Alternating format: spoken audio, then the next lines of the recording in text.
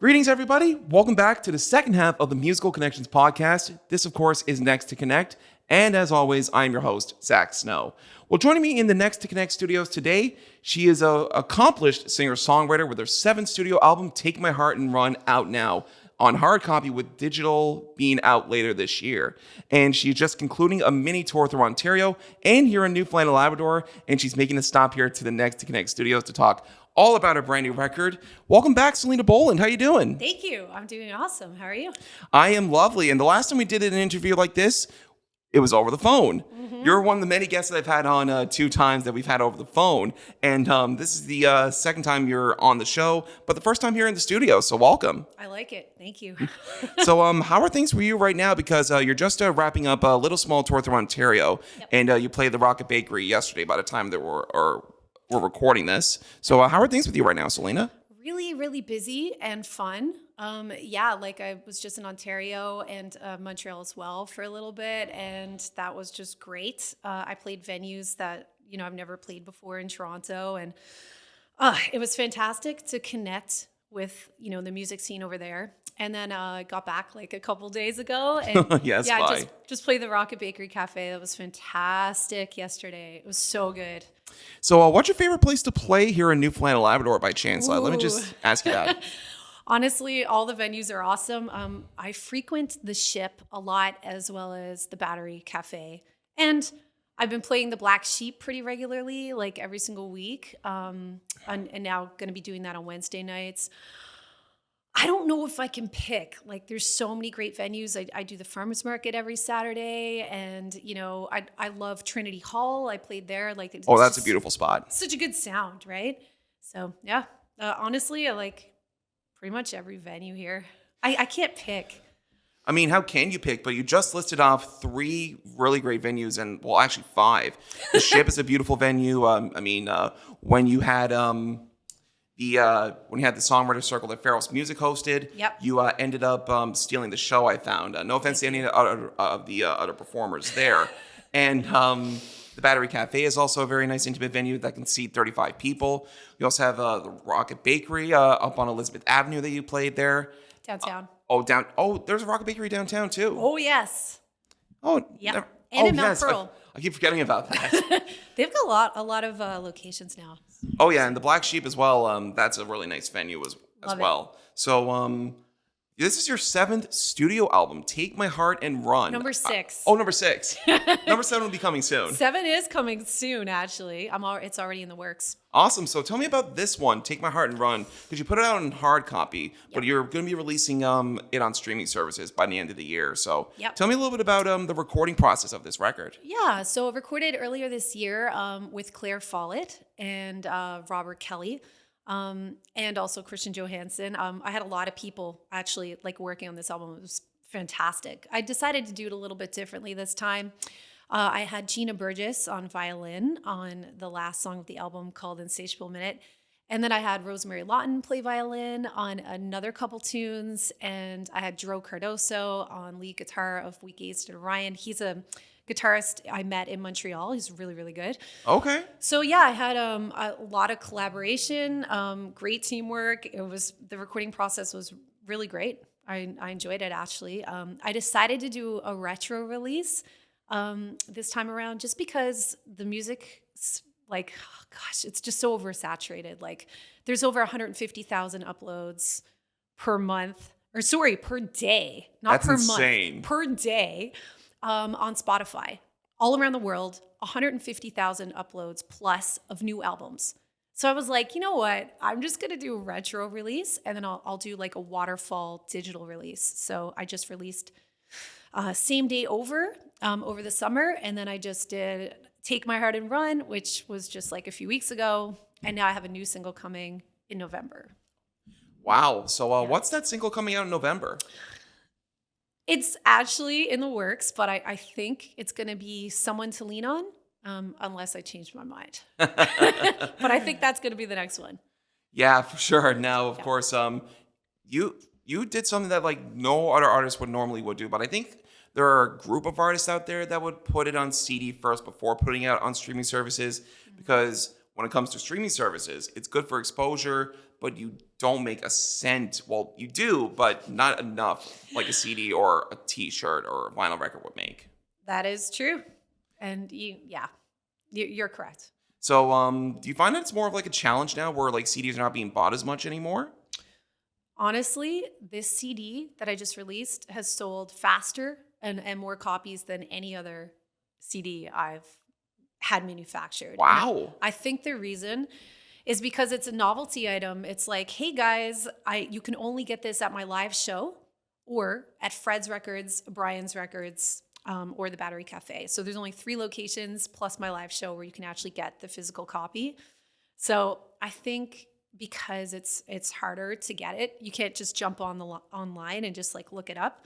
I think people are more like, oh, this is like, I can only get it right now. So like, Yeah, and it really makes your fans work harder for it. yeah, it does.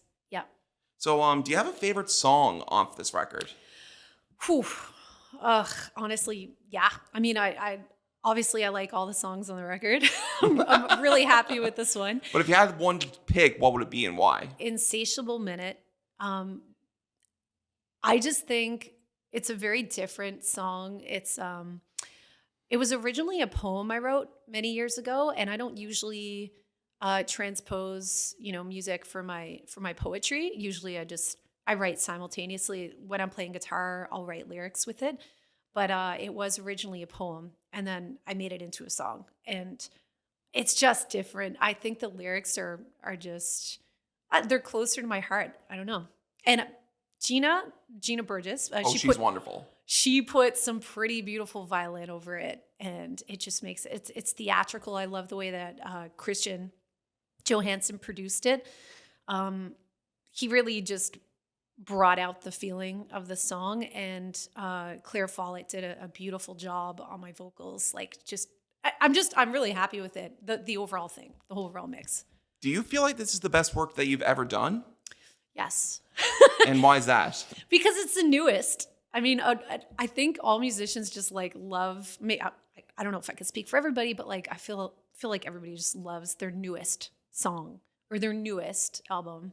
Maybe I'll feel differently when I release new ones. Who knows? But I just feel like I had a really good team on this, and I like the songs. But you've been at this for a while. You've been at this for about like 13, 14 years. I think your first album was 2011, and this one's your 6th. So you definitely had some experiences along the way, and you've really fine-tuned your sound into really what has become, like, I would say your best work yet. Because I really like the songs like Same Day Over. I featured Take My Heart and Run back in July when the album came out in hard copy version. Oh, nice. Okay. But That's awesome. I will feature the new single when it does get released to streaming services in November. Thanks. But you finally have like a square of I know. of your albums, because I've seen a photo of that as well when it came to the to when you put out this record as well. So how proud are you again of like have that square completed? I love it. It's a rectangle now, actually. Oh yes, bye. So, soon I'm it will off my be an shapes. octagon. Who knows? No, I'm happy about that. I what can I say? It's a little collection that I have, and I'm happy to be able to have that. I'm thankful. So, what is your songwriting process like for your songs? Because when you wrote Insatiable Minute, Yeah. it started as a poem. Is that the way like most of your songs are written, or is there like a different process for it? That's not how most of my songs are written. No, I usually I see it as like catching a feeling. I know that sounds really cheesy, but like whenever I feel a really intense emotion, no matter what it is, I'll pick up my guitar and I'll start playing and singing simultaneously. So it usually the music and the lyrics happen simultaneously. And then I just write. It just comes from feel. I don't ever say, unless I'm in a co-writing situation, I don't ever say like, I'm going to sit down and I'm going to write a song. Like that never happens. So, you actually did a bit of co-writing. There was like a little songwriters workshop at Trinity Hall, and you mentioned Trinity Hall is one of your favorite places to play. What was that like for you? Because you co-wrote a song, I believe, with Ryan Gates is one, and I don't know the other. Wade Pinhorn? Kevin. Kevin Pinhorn. Yeah. So, I what think. was that like for you? That was actually my first official co-write, and yeah, we haven't even recorded that song of like we were actually thinking about doing a recording of that in the studio. So I'm gonna have to knock on Ryan Gates' door for that. But that was really fun, and we had a really catchy chorus going. That was at Rob Wells and Naomi Shoba's like little. They had like a songwriting thing. It was like 10 hours. So we went to that. Music and L had that, and it was fantastic to be able to attend it. But yeah, that was my first co-write, and then I did another co-write with Darcy Scott. It's another song yet to be released. We performed it when we were playing at the Battery Cafe, and it went over really, really well. It's like a little duet. And then I did another co-write with Naomi Shoba when I was in Toronto, and that song is very catchy. And one of us is going to release it at some point.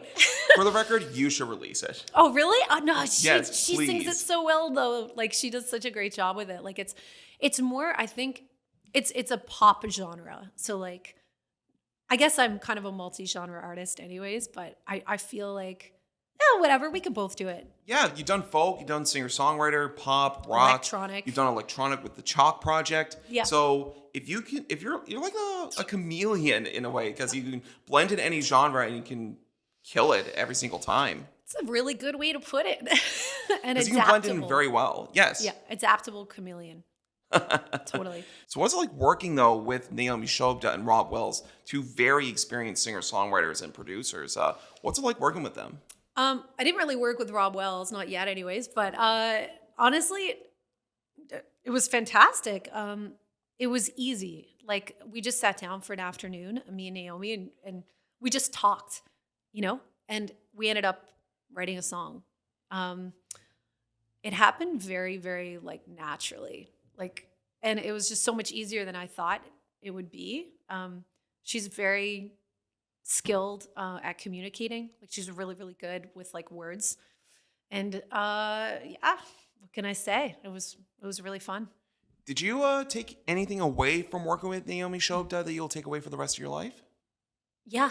I think every experience I've had co-writing, I'm gonna take it with me because everybody contributes something different, Everyone has their own way of expressing themselves. And I think with her, she definitely like made me think about the way that I sing a particular melody, or like the emphasis I put on a word when I sing, or how I'm going to express this thought in a unique way. So yeah, I'll definitely take it with me for sure.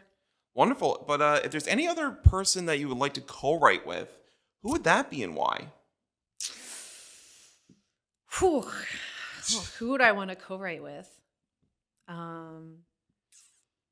I don't know. Like my mind immediately goes to famous people. So just like, who would I want to write with? Whose lyrics do I really appreciate? To be honest with you, and this might come as a surprise to some people, I think Trent Reznor is a absolutely brilliant lyricist. Wow. I would probably want to do a co-write with him. Nine Inch Nails. Wow. Just in case you don't know who Trent Reznor is. Oh, yes. And I think we all know Trent Reznor because he wrote the song Hurt, and which ended up becoming a huge hit for Johnny Cash. Yep. But that's pretty interesting. I know. It's just random, right? But you never know the connections, and especially, with Greg Wells now investing his time here into the Newfoundland and Labrador music scene. You never know, right? You never know. And I have a song coming out on his Christmas album this year. So we're doing another one. Yeah. He's doing another one, yeah. Yes, I never knew that. Yeah. Or they may have talked about it, but it's just forgotten because, it's been a while since we've recorded one of these. Yes. Yeah. Yeah. I think it's going to be fantastic. But I'm looking forward to hearing that when it does come out. So Me too. How has this tour been for you now when it comes to, the shows that you've played to? Because you played a couple in Montreal, you played some in Toronto, you played some in Ontario, and now you recently played the Rocket Bakery. Yep. How did you feel about this tour and how it went? It's been another learning experience and just like another opportunity to meet new people, to hear new music. I like to collaborate with other musicians, on tours. And when I play shows, I like to play with local artists. So I got to play with Courtney Bowles at the Painted Lady in Toronto, and I had the chance to listen to her music and just connect with her, and I'll reconnect with her if I go to Toronto, when I go to Toronto again, and I just listen to the way she sings and her beautiful original songs, and it's just such a learning experience every time, and it's also like it feels like family every time I meet up with other musicians in other provinces, because like that they're doing something so similar, and they think in a similar way because they're songwriters and they're creative, and yeah, it's always just so great. Like I love traveling and I love playing with other musicians. So Oh, for sure. Now, I did mention that what songwriter would you like to co-write with? What one here locally would you like to co-write with? I'm going to put this on you again because I love asking these questions because it makes you think. Ugh. But you've had co-writes with Darcy Scott and Ryan Gates. Any more you have on your mind? Ugh. Off the top of my head, Amelia Curran. And she's working on her new album herself. I didn't know that. So why Amelia? Because I love her songwriting. I think it's beautiful. I think she's very poetic, really catchy, and just brilliant with her lyrics. I think she's great. So on the note of that 7th studio album, how's that coming along? Are you just like in the songwriting process now and you haven't recorded anything yet? Exactly. Songwriting process. Yes. I've recorded some demos at home, my home studio, but yeah, I have yet to get the details of that. I'm still focused on like releasing this album. So it's I just have to like kind of stay in the present moment and be like, okay, like I got to focus like on the here and now. Like, what am I doing today? Oh yeah, one day at a time. One day at a time, exactly. But I know that there's a 7th album in the works. So, if there's any advice that you want to give to a young musician or singer-songwriter that wants to take this on as a full-time musician, we'll talk about that in a second. What advice would you give them? Go all in. Don't have any fear. Don't fear rejection, because you will get rejected for like applications for grants or for festivals. Like everybody is going to get rejected at some point. I think. Yeah, most people. No, but that's true. That's be true. able to handle rejection, and don't take it personally. Don't take anything personally. Create new opportunities for yourself. Get involved as much as you possibly can in like co-writes or any kind of workshops that are being held. Get plugged in with like a local music community. Join Music NL. Take advantage of whatever you can and say yes to opportunities. Try to be open, even if like someone asks you to play a show and you don't feel like they're offering you, great compensation. Do it anyway. You never know what will come of it. I've said yes to shows that I was like, okay, they're not like really offering me much, but I'm going to do it anyways. And then I've had some pretty amazing opportunities come from it. Yeah, and you never know what they could do for your portfolio. They're nice to have on the resume as well. 100%. And you can also like, they can see you as a reliable and dependable musician that can come in at any time and play a show and kill it. 100%. Definitely. So I saw a post on your Facebook recently that you're 3 years unemployed. You're taking the full leap as a full-time musician. So that is very nice, very amazing words for any musician that wants to take this on as a full-time career. Yep. How have you felt about being a full-time musician for 3 years? What's it been like for you to be a full-time musician? It's amazing. I wake up every day. I'm excited. I don't feel like this is work. For me, it's who I am. I just don't dread the day anymore. Like I'm not doing something that's out of line with who I am. I'm doing exactly what I feel that I'm supposed to do. It's not that I can't do anything else at any point in the future, but right now I'm able to focus 100% of my attention on music and creating. And I just, I'm in the flow state, and I've been in the flow state ever since I kind of left like the working world. And yeah, every day now is like Friday. It's great. I'm just more fulfilled. I highly recommend it. It's like that BTO song, "Taking Care of Business." It's the work that we avoid. Look at me, you're self-employed. Yeah, exactly. Exactly. But have you experienced any challenges with being a full-time musician? And what are some of the advantages of being a full-time musician? Challenges for sure. Like, you got to stay on it every day. You have to look for opportunities. I mean, you're basically running your own business. That's what it is. So challenges, yeah, like just like any other business that you'd be running, I guess you would run into that. What was the other question you asked? Oh no, what are some of the positive aspects of being a full-time musician? Everything, literally everything. I mean, if it's what you feel you're called to do, then you're already winning. It's fun. It's rewarding. I absolutely love playing music constantly and writing and like co-writing and going to workshops and doing whatever. I just like even doing up a poster or like social media content, like anything. It's just all exciting because it all leads back to the music. Oh, for sure. And I'm glad that like when you did that social media post, you included me. And I was Yes. like, wait, radio interview, musical connections? Of course. Podcast. But like it meant a lot to me, and I really Oh. appreciate you including me in this whole little tour, music media tour that you're doing for this record. Thank you for including me. And I'll include you anytime. And once you get your 7th album out, I'll get you back in again. Thank you. But what else is next for you, Selena? Besides that, like releasing the record to streaming services, working on the 7th, and just living the life as a full-time musician. Whew. Well, that's a lot already. I guess I'll probably be heading back to Toronto, Montreal again in the next few months to play more shows, I would assume. I've been really establishing kind of like a connections over there. I will be writing new material, and I'll be playing new venues. Yeah. I've also got a songwriting thing coming up in Clarenville with it's like an all-gal songwriting night in October, like the end of October. So I'm looking forward to that. Like I'm just looking forward to new venues here. So I'll post all of that on my channels. Wonderful. Now, where can people find that? My Instagram, Selina Boland, Selina, not like Selena Gomez, which is E. Instagram and Facebook is where I post all my shows, my Facebook page. And yeah, literally any platform out there, you can hear my music.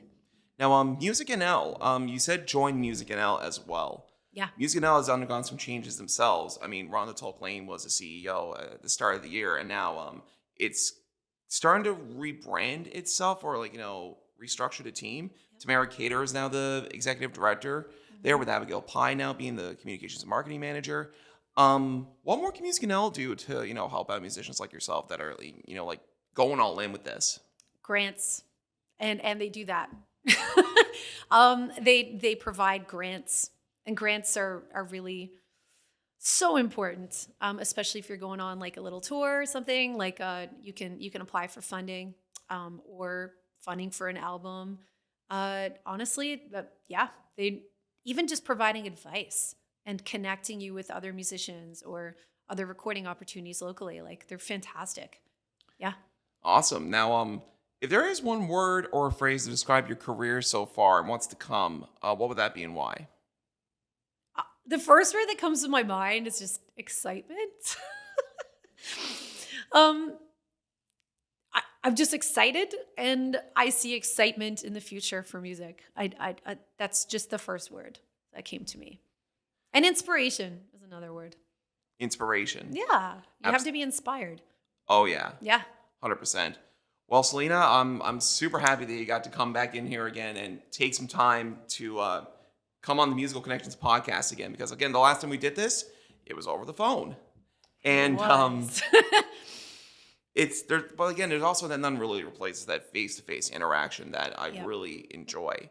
And I'm looking forward to doing this again when you do get the 7th album out. So Selena, thank you again so much. And I'm looking forward to hearing that song when the Trinity Hall Christmas 2 comes out. Oh, yes. Got to get Ryan Gates on again to talk about that. But once again, thanks again for considering the podcast on your tour. And thanks again for coming on again. Thank you. Thank you for having me.